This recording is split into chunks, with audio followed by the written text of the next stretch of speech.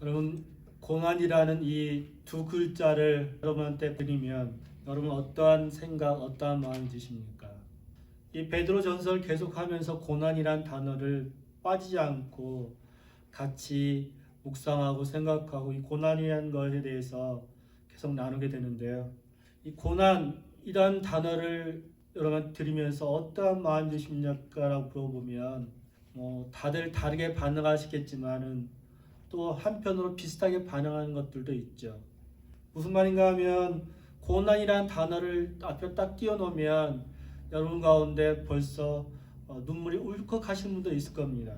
그러면서 왜 나한테 이런 고통과 고난이 다가왔을까? 하나님은 내가 도대체 무슨 잘못을 했길래 나에게 이런 고난을 주실까? 의문을 갖게 되고 질문하게 되고 혹은 이 세상에 대해서 사람에 대해서 원망하고 증오하고 또 복수심을 갖기도 하고 그렇습니다. 그런데 한편으로 이 고난이라는 것을 이야기하면 다들 좋아하지는 않습니다. 고난이 어떻게든 나한테 비껴가길 원하고 피해가길 원하고 할 수만 있으면 고난이라는 그 현장 가운데 살지 않기를 우리는 바랍니다.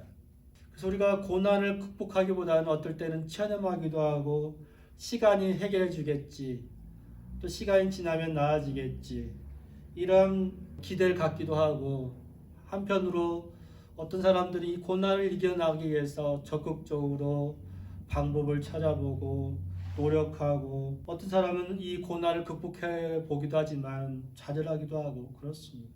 어쨌든 고난을 즐거워하는 사람이 없다는 거죠. 고난을 기뻐하는 사람이 없다는 겁니다. 오늘 우리가 성경을 읽었지만은 이 고난이 닥치면은 오히려 즐거워하고 기뻐하라고 말씀하시지만 실제적으로 저를 비롯해서 대부분의 사람들은 고난을 즐거워하거나 기뻐하지 않습니다. 여러분 가운데 혹시 누가 갑작스럽게 교통사고를 당하거나 혹은 질병에 걸리거나 그러면 고난을 이런 어려움을 좋아할 사람이 없습니다. 오랜 지병으로 인해서 혹은 남편과 아내 사이에 부부 관계가 좋지 않을 때 남편이 갑자기 사망하고 그러면 어떤 아내는 화장실 가서 슬쩍 웃고 나올 수 있을지 모르겠지만은 그렇지만은 사랑한 사람한테 어려움이 고통이 닥쳐오면 즐거울 사람은 없습니다. 계속해서 세계 곳곳 가운데 전쟁이 있습니다. 또 우리가 알지 못하지만 어느 한 곳속에서는 기근 때문에 가난 때문에 수많은 사람이 고통을 당하고 있고 지금 세계적으로 인플레이션이 너무나 심각해지고 있죠. 그래서 달러라마가 이제는 $5라마가 될 거라고 그렇게 이야기할 정도로 지금 인플레이션이 너무나 급속도로 올라가고 있습니다. 그럼 세상은 너무나 삶이 어려운 상황으로 번져가고 있죠. 근데 이렇게 그 고난이 닥쳐왔을 때 고난을 반기지 않아도 자원해서 이 고난의 길을 가는 성도들이 있다는 거예요. 고난은 대부분 반기지 않지만 그렇지만 하나님의 은혜에 의해서 기쁨으로 이 고난의 길을 걸어가는 그런 사역자들, 선교사들, 성도들이 또한 있다는 겁니다. 제가 한국에 있을 때 한 교회 전도사로 사역을 했을 때입니다. 그 당시 목사님과 그 원로 목사님이 있었고 이런 그 여러 가지 교회의 어려움 속에서 섬겼던 교회 담임 목사님이 한 지방 나름대로 중형 교회 담임 목사님으로 이제 가게 되셨습니다. 그 교회에서 이제 은퇴까지 할 만한 그런 상황일 터인데 어느 날 그 목사님이 한 2년 후에 갑자기 필리핀 선교사로 간다고 그러십니다. 제가 볼 때는 이전에 그 옛날 교회에서 그렇게 어려움을 많이 겪으셨으면 새로운 교회에서 목회하시면서 은퇴도 하시면 될 텐데 왜 굳이 선교사로 가실까? 이런 생각이 들었는데 선교사로 가시다가 한 1년 안 돼서 목사님이 암에 걸려가지고 한국 돌아오셨어요. 그럼 돌아오셨는데 사모님도 암에 걸린 거예요. 그리고 사모님 먼저 소천하셨습니다. 그런 걸 보면 도대체 왜 목사님 저러한 길을 걸어가실까? 이런 생각을 해보게 되죠. 어느 날 목사님 그런 말을 하십니다. 좋은 길과 편한 길과 그 다음에 어려운 길이 있을 때 나는 하나님께 받은 나의 부르심은 어려운 길을 가는 것이다. 이런 말씀 언젠가 하시더라고요. 그렇기 때문에 좋은 교회 담임 목사의 자리를 내려놓으시고 선교사 가셨지만 사문 먼저 보내시고 목사님도 다시 올 4월에 아들 결혼식 마치고 필리핀 선교지로 복귀하신다고 그러십니다. 개인적으로 참 측은한 마음이 들지요. 선교사님들 보면 대부분 풍토병 때문에 혹은 어느 병 때문에 많은 어려움을 겪으시고 건강에 어려움을 호소하시기도 하고 많은 선교사님들이 치과 질병도 겪고 계시고 이런 문제도 아는 걸 보면서 참 마음이 아프다. 인간적으로 마음이 아픈 생각이 듭니다. 그럼에도 불구하고 그분들이 고난의 길을 가는 것은 거기에 영광이 있기 때문에 그렇습니다. 오늘 우리가 성경을 읽었지만 사람들이 어떤 살인이나 도둑질이나 어떤 개인적인 범죄로 말미암아 받는 고난이 아니라 주님을 따르는 그런 고난길 가운데에서 걸어갈 때 하나님은 영광을 주시기 때문에 많은 분들이 그 길을 걸어갑니다.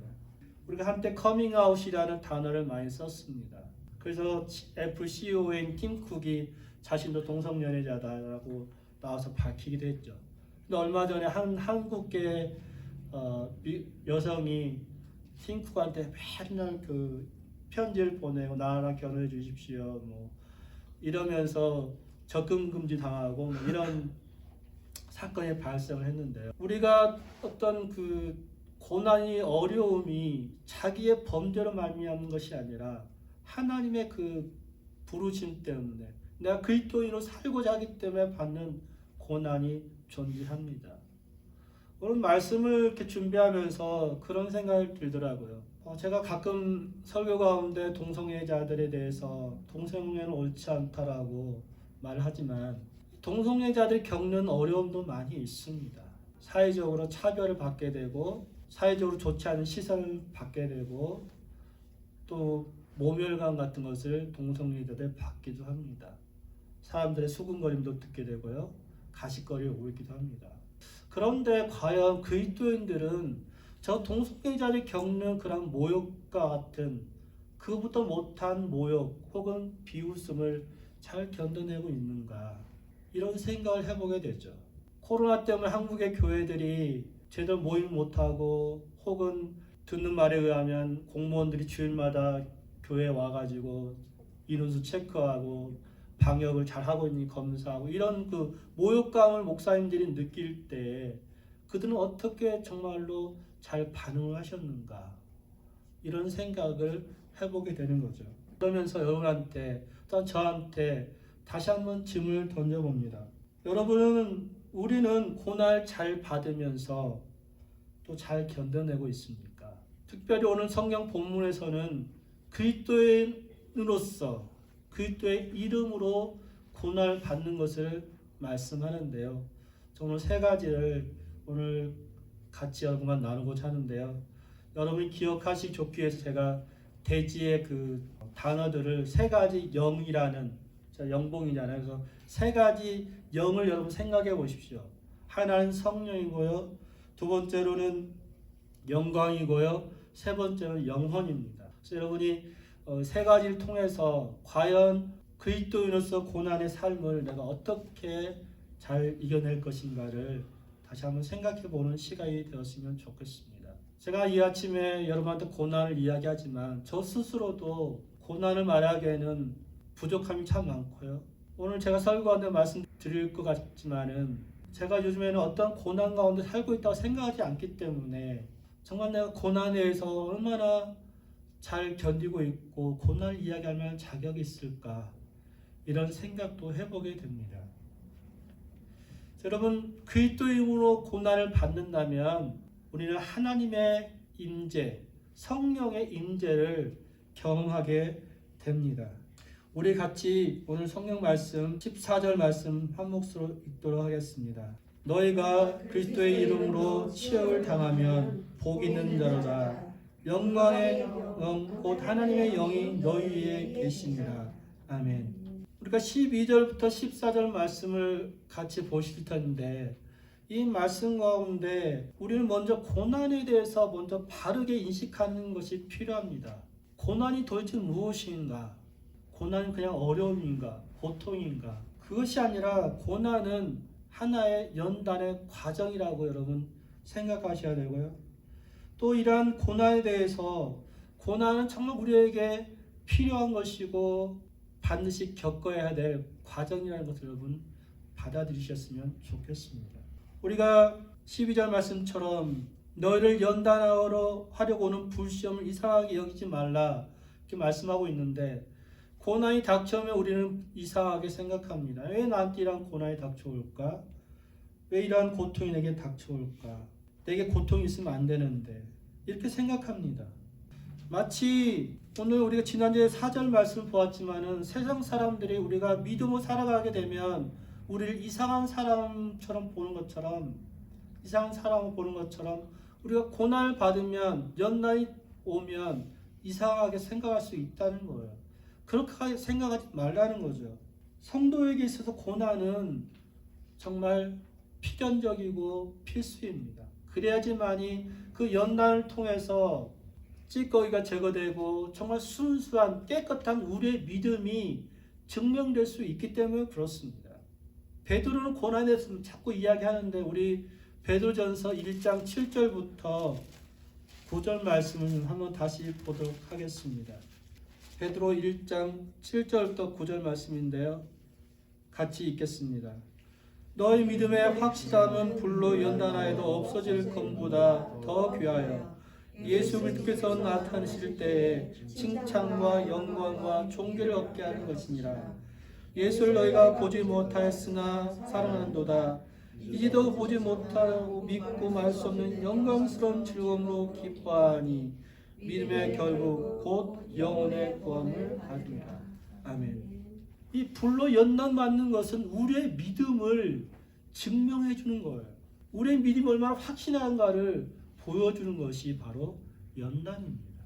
그 연단을 통해서요 칭찬과 영광과 존귀를 얻게 되고 그 연단을 통해서 우리가 믿음의 결국 곧 구원을 얻게 되는 것을 볼 수 있습니다.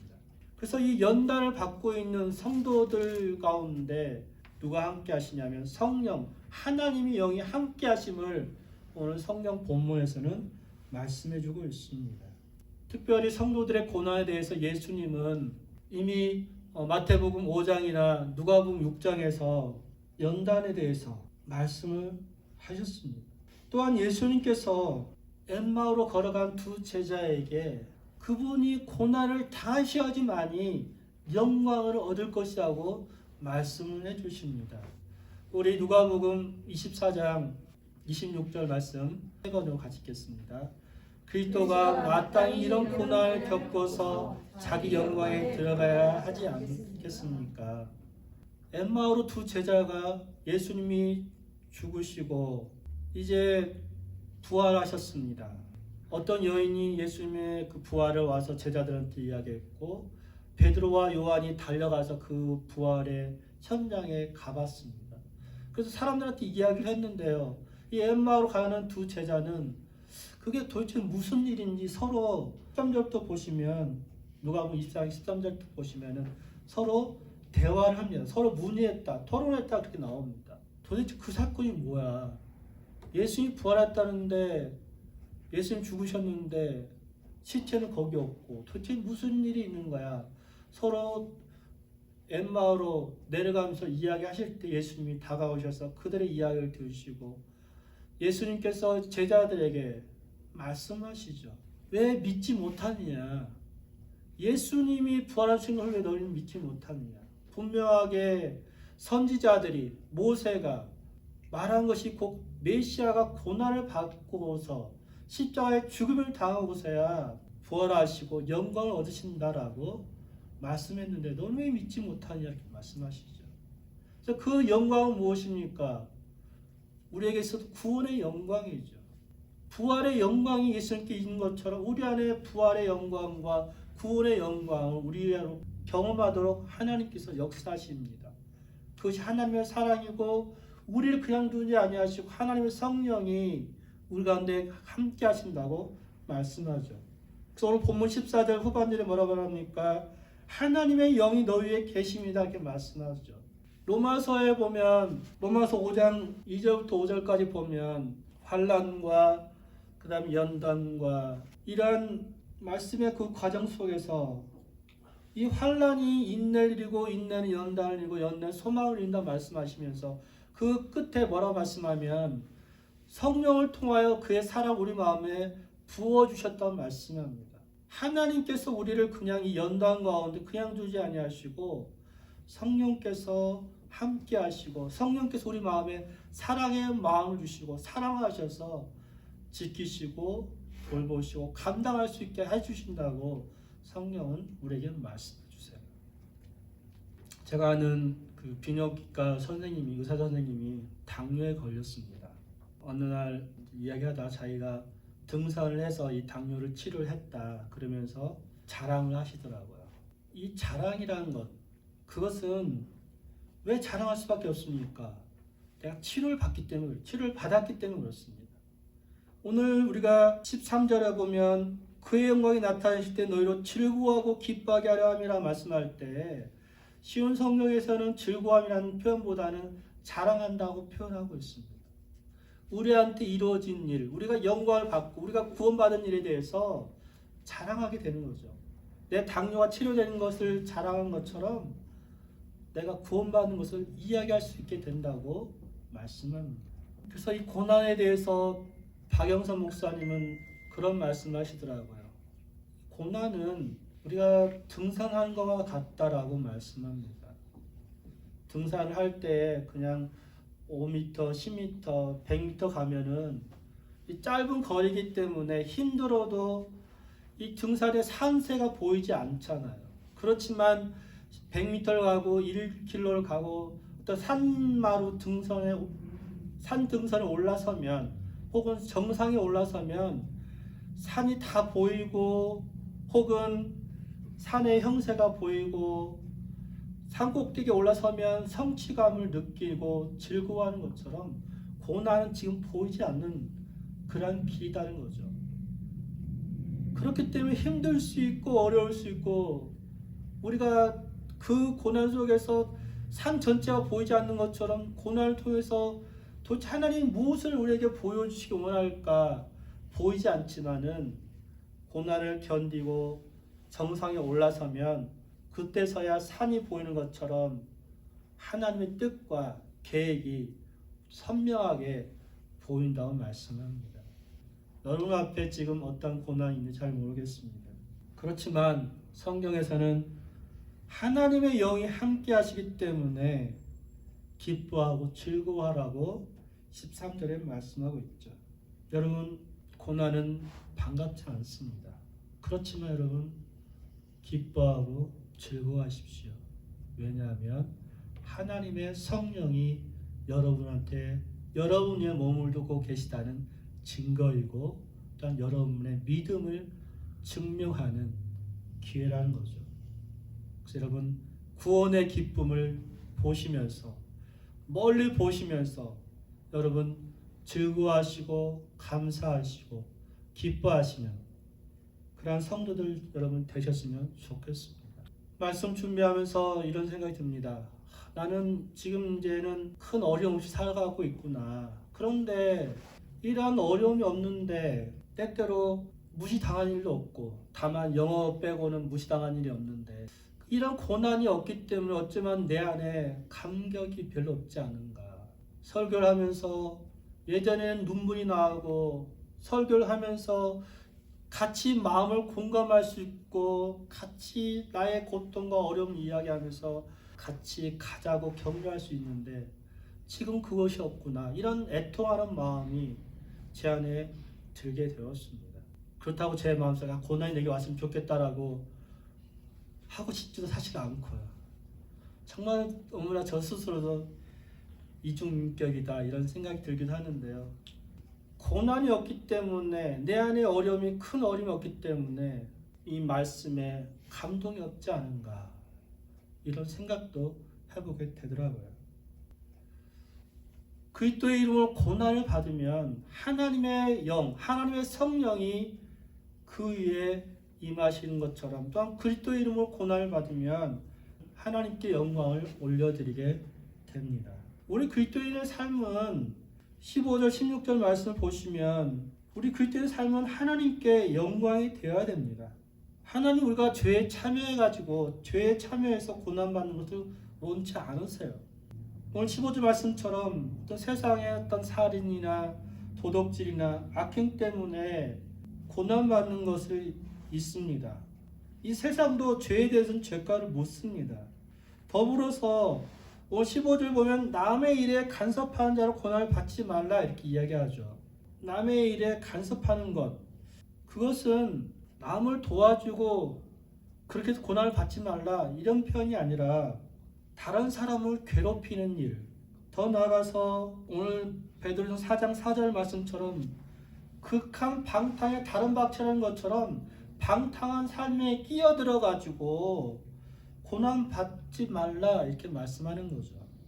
그래서 많은 어린 아이들이 청소년들이 왕따나 어떤 가출 패밀리로 하나 모여가지고 어떤 모의에서 죄를 짓고 이러한 그런 일에 동참하지 말라라고 성경은 가르치고 있습니다. 여러분 혹시 이 사건 아시는지 모르겠습니다. 여러분 아세요? 윌 스미스, 영화배우 윌 스미스가 코미디언 크리스 락이라는 그 친구를 이렇게 아카데미 시상식에서 뺨을 때린 사건이 있었습니다. 생방송 중계된 사건인데 이 크리스 락이 윌 스미스 아내가 이 그 원인을 모르는 탈모증이 있습니다. 그래서 머리를 빡빡 밀었는데 그걸 보면서 저 앞에 보면 지아이조라는 이제 그 영화에 그 1편을 찍으면 좋겠다 이제 이런 식으로 농담을 했죠. 그런 것 때문에 처음에 윌 스미스도 막 웃다가 자기 아내가 기분 나빠하는 얼굴을 이렇게 보니까 정색하고 가서 그 생방송 도중에 크리스 락을 이렇게 때린 사건이 이렇게 발생을 했습니다. 근데 모든 사람들이 크리스 락을 뭐라고 하지 않고 윌 스미스에 대해서 뭐라고 하죠. 왜 그렇습니까? 첫 번째 생방송 도중에 모든 사람들이 그 어린 아이들 보고 있고 그런 도중에 그런 일을 발생했을 뿐만 아니라 특별히 이 윌 스미스는 좀 성생활이 문란합니다. 또 그 아내도 마찬가지예요.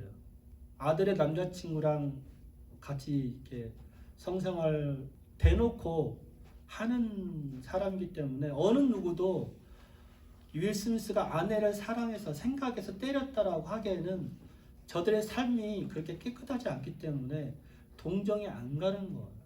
그거를 본문에서 뭐라고 말합니까? 죄를 짓는 일로 고난을 받지 말라고 말하죠. 그런 상황 속에서 한 유명한 영화배우 덴델 워싱턴이 스미스한테 가가지고 그런 말을 해줍니다. 삶의 최고의 순간에 있을 때 조심해야 돼. 그때가 마귀가 너를 찾아올 때거든. 그런 말을 해줍니다. 덴델 워싱턴 다 흑인이지만 덴델 워싱턴은 이제 신실한 그리스도인이라고 이렇게 알려져 있는데요. 삶의 최고의 순간에 있을 때 오늘 그 당시에 윌 스미스가 나무 주연상인가 받았거든요. 최고의 순간에 있을 때 그때가 조심해야 된다는 거예요. 왜? 마귀가 찾아와서 너를 시험하고 넘어뜨려 하기 때문에 조심하라고 권면을 해줬다고 그러죠. 우리는 그리스도인에서 고난을 부끄러워할 것이 아니라 오히려 내가 그리스도인이라는 이름을 얻게 된 것에 대해서 하나님을 찬양하고 영광을 올려드려야 됩니다. 사도행전 11장 26절에 보면 초대교회 가운데 안디옥 교회 성도들이 그리스도인이라는 이름을 받게 되었다라고 말씀하고 있습니다. 처음에 그리스도인이라는 그 이름은 본래 좋은 의미는 아니었습니다. 마치 우리 예수쟁이라는 것처럼 그런 표현이 담겨 있는 그런 이름이었지만은 그 이름대로 이 세상 속에서 사랑의 전달자로 살았기 때문에 교회가 교회로서 역할을 감당할 수 있었죠.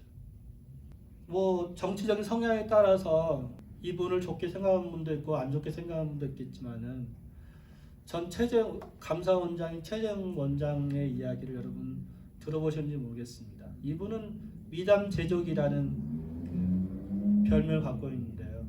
이분 고등학교 3년 동안 장애인 친구를 얻고 등하교를 했다고 그럽니다. 그리고 같이 서울대 입학했어도 이 장애인 친구가 기숙사에 머물러 있을 때 비 오는 날에 무조건 기숙사에 갔다고 그래요. 왜냐하면 비가 오면 이 친구가 휠체어를 타고 강의를 들으러 가기가 힘들기 때문에 이 친구를 위해서 비 오는 날마다 꼭 기숙사로 찾아갔다고 그럽니다. 이분이 무슨 대통령 후보로 나오려고 그때부터 그런 것이 아니라 이분의 아버지가 그런 말을 해줘. 이분의 아버지도 이제 그 군인이셨는데 내 아들은 작은 예수입니다. 그런 말을 들어요. 자기 아버지로부터, 당신의 아버지로부터 혹은 교회 성도들로부터 그런 칭찬을 받습니다. 우리 장로님은 정말 작은 예수예요. 그냥 사람들한테 보이기 위해서 화환이나 보내고 그런 사람이 아니라 어떤 교회 성도들 중에 성도 가운데 누가 돌아가셨는데 그 자리를 바쁜 가운데서 몇 시간 동안 그 자리를 지키면서 같이 위로해주고 격려해주고 그랬다고 할 만큼 작은 예수의 삶을 살아가도록 힘썼다고 그럽니다. 우리는 그리스도인이라는 그 이름에 맞는 책임을 짓는 삶을 살아야 되죠. 우리가 그런 말 하지 않습니까? 나이 마흔이 되면 자기 얼굴에 책임을 져야 된다고. 그럼 여러분 그리스도인이라면 여러분 그리스도인이라는 그 이름에 맞는 책임을 져야 된다는 거예요. 제가 아는 자매 하나가 예수를 믿게 되고 엄마한테 복음을 전하면서 엄마가 예수 믿게 되고 또 군인 아빠한테도 복음을 전합니다. 어느 날 할아버지한테 복음을 전할 때 그 할아버지가 이 손녀에게 손녀딸에게 그렇게 말씀하십니다. 네가 예수 믿기로 했니? 나는 예수를 믿지 않지만 네가 이제 예수를 믿기로 했고 예수 믿는 사람이라고 그러면 너가 정말 예수 믿는 사람다운 삶을 살았으면 좋겠다. 그냥 교회만 왔다 갔다 하는 사람이 아니라 진짜 예수 믿는 사람으로 살면 좋겠다라고 그 할아버지가 오히려 그 딸에게 권면해주고 격려해줬다고 그래요. 그러니까 그 손녀가 그 할아버지가 예수 믿지 않아도 그 할아버지의 말씀에 의해서 더욱더 신실하게 그리스도인으로 살아가는 모습을 보이게 됩니다. 남에게 보여주고자 하는 것이 아니라 정말 내가 그리스도인으로서 그 이름에 맞게 살아야겠구나라고 결단하는 거죠. 성도 여러분, 우리가 예수님의 이름으로 고난을 받으면 하나님의 영광이 함께하시고 하나님의 영이 함께하신 것처럼 우리는 한편으로 하나님께 영광을 올려드리는 찬양을 올려드리는 그런 삶을 살아야 됩니다. 더 나아가서 우리는 그리스도로서 고난받을 때마다 항상 우리의 영혼을 하나님께 맡기고 의탁하셔야 됩니다. 예수님께서 십자가에 돌아가실 때 누가복음 보면 예수님이 이렇게 말씀하셨습니다. 아버지, 내 영혼을 아버지 손에 부탁하나이다. 이렇게 말씀하시면서 운명하셨습니다. 아버지 손에 부탁합니다. 의탁합니다. 하나님이신 예수님이 죽음의 그 순간까지도 하나님을 온전히 의지하고 의탁하면서 운명하셨습니다. 이 땅의 사람들도 이 땅의 삶에서도 의인은 의인대로 죄인은 죄인대로 마땅하게 심판과 보응을 받습니다. 그러한 때에 17절에 보면 분명하게 심판은 먼저 그리스도인부터 이루어집니다. 그리스도인을 심판하시고 그 후에 예수 믿지 않는 사람을 심판하신대요. 우리가 하나님 앞에 설 때 하나님 내가 방탕한 생활하다 고난을 받았습니다라고 말할 수 없잖아요. 하나님 내가 하나님 복음에 순종하다가 고난을 받았습니다라고 고백해야겠죠. 예수님이 운명하시면서 내가 하나님 나의 영혼을 하나님 손에 의탁합니다고 말씀하실 때 내가 주님의 뜻대로 살고 주님께 순종하다가 이렇게 고난 가운데 십자가에 죽습니다. 그는 하나님 나의 영혼을 하나님의 손에 의탁합니다라고 하셨던 것처럼 우리의 영혼을 하나님 손에 의탁하셔야 됩니다. 여러분 이 세상은 청탁이라는 것을 종종 합니다. 크든 작든 부탁을 하죠. 그죠? 근데 부탁을 할 때 보면 대부분 서로에게 이득이 되고 그러면 그 부탁은 청탁은 잘 수용이 됩니다. 그렇지만 서로에게 누군가에게 이익이 되지 않으면 거절당하기도 하죠. 쌍방에게 이익이 되는 것이 참 중요합니다. 반면에 하나님께로 의탁한다는 것은 도대체 하나님 앞에 어떠한 이익이 될까요?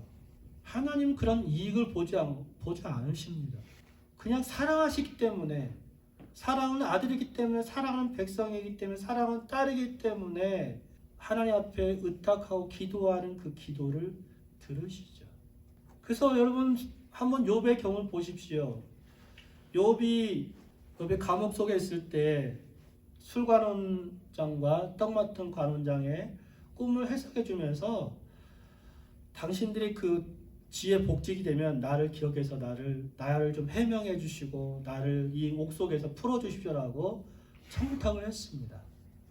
그런데 술 맡은 관원장은 자기가 다시 복직이 되었음에도 불구하고 요셉을 까맣게 잊고 살아요. 자기한테는 더 이상 아무런 도움이 된다고 생각하지 않기 때문에 그렇습니다. 청탁이 그런 거예요.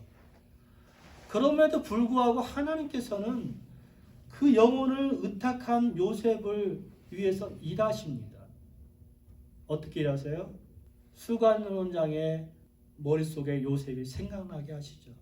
바로가 꿈을 꾸는데 그 꿈을 해석할 자가 없으니까 수관원장이 그 자기의 과거의 치부를 드러내면서 요셉을 생각하게 됩니다. 그죠? 하나님이 지금 일하시는 거예요. 하나님이 바로의 꿈 가운데 나타나셔서 두 개의 꿈을 주시고 아무도 해석할 수 없는 꿈을 주시면서 거기서 하나님이 요셉을 끌어내게 하시고 하나님이 국무총리로 앉히십니다. 왜 그러세요? 그 백성을 살리기 위해서. 다시 말해서 여러분 19절 말씀을 우리 한번 읽어볼까요? 19절입니다. 그러므로 하나님의 뜻대로 고난을 받는 자들은 또한 선을 행하는 가운데 그 영혼을 미쁘신 창조주께 의탁할지어다. 미쁘신 신실하신 창조주께 의탁할지어라고 말씀하시는데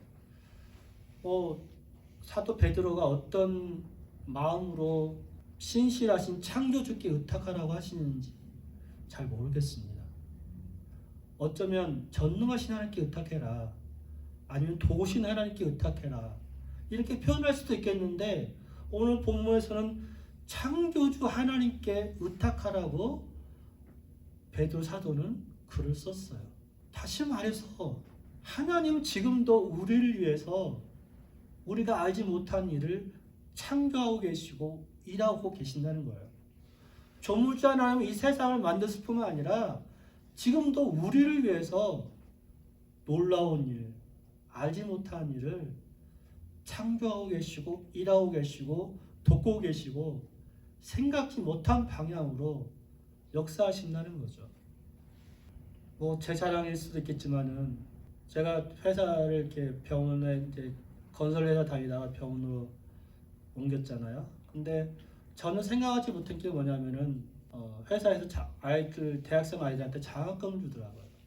그동안에 아이들 교육 때문에 들어간 돈이 많지 않았습니다. 근데 아이들이 대학교를 들어가니까 지금 새 놈이 대학교를 다니잖아요. 그러니까 아무리 걔네들이 돈을 받고 다닌다고 하더라도 재정이 만만치 않더라고요. 회사에서 장학금을 받으면서 최소 한 사람 아이분의 등록금이 해결이 되더라고요. 이러한 그 과정들이 전혀 생각하지 못했던, 물론 그 회사에 이미 있었던 제도이지만은 내가 알지도 못했고 생각하지 못한 기대 이상의 것들을 받게 되었습니다. 하나님은 우리가 알지 못하는 그 이상의 일들을 이루시며 역사하시죠.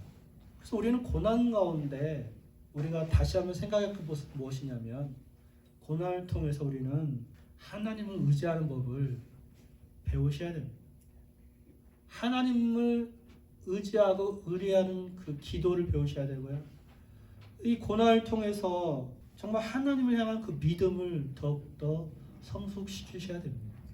앞으로 경제 위기가 다가온다고 그러죠. 어떤 사람들은 내년에는 세계 대공황이 일어날 수도 있다고 그렇게 예측하는 사람도 있습니다. 어쨌든 분명한 것은 우리 삶 가운데 인플레이션, 급격한 인플레이션이 있고 갈수록 식량 부족 현상이 생겨날 것이고, 그래서 BC주에서는 다음 달에 한 사람당 120불인가 준다고 그러죠. 근데 여러분, 국가에 의존하는 그러한 세상으로 우리가 달려가고 있는데요. 국가가 아니라, 사람이 아니라 하나님께 의지하는 그런 믿음을 여러분이 키우셔야 됩니다. 정말 내 힘과 내 능력이 아니라 하나님을 의지하는, 하나님의 손길을 의지하는 그런 믿음을 가지셔야 돼요. 이 세상은요, 인과법칙에 많이 의존합니다. 그리고 원인이 있기 때문에 결론이 있다라고 이런 식으로 많이 가르칩니다. 그러나 하나님의 법칙은요, 인과법칙이 아니라 창조의 법칙이라는 거예요. 우리는 욥을 이야기할 때 고난의 대명사로 잘 알고 있습니다. 근데 여러분 한번 욥을 보십시오. 욥의 세 친구들과의 그 대화 속에서 많은 이야기를 하지만 하나님은 욥한테 물어봅니다. 하나님은 욥한테 내가 세상을 창조할 때 네가 거기 있었냐?